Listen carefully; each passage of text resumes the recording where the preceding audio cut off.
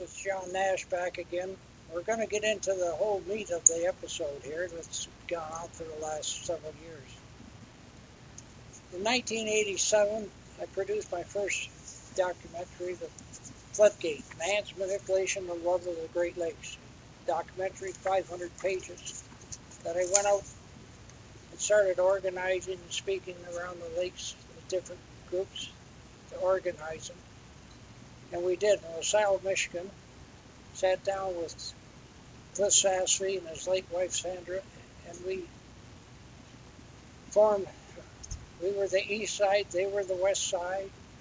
There was a dentist down in Fort Erie, made him the North Shore, and another fellow over in Buffalo, the South Shore. We put our flags down, and we went to work to try to correct this problem. The second book was put out in 97, May, floods, the flooding of Lake St. Clair, Detroit River, and Lake Erie. Could have been controlled if necessary controls had been put in place. Willfully and deliberately? Question mark. You decide. Exclamation mark. 38 pages that I presented to Lana Pollock, chair of the U.S. section of the International Joint Commission up in Holland, Michigan, last summer, 13th, August.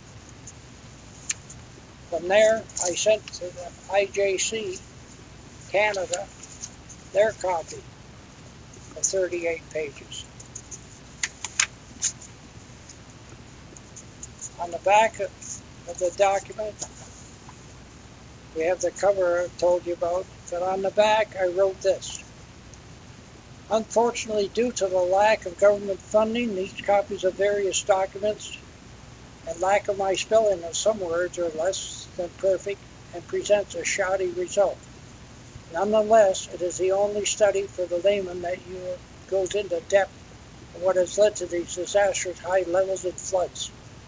Studies by the government in the mid-1970s recognized 1967 as the annual Lake Erie average level of 570.4, 570.6 feet as the last normal lake level of this century. That was on 55 data. The big winners of these high lake levels, hydro power companies on the lakes and in the drainage basin to the lakes. Shipping companies could now carry extra tonnage, including Paul Martin's Canada steamship lines, which I at one time sailed for. The big losers are the shoreline property owners and the environment. This documentary is prepared from papers of the past 25 years of my involvement. This is my second documentary, the first produced in '85 to help organize the various landowners coalitions around the Great Lakes. Enjoy your study. An independent study is required. John Nash. 38 pages, and it's entitled Report to the IJC U.S. and Canada. It's a must-read, goes into everything. That starts the whole program. More files to come.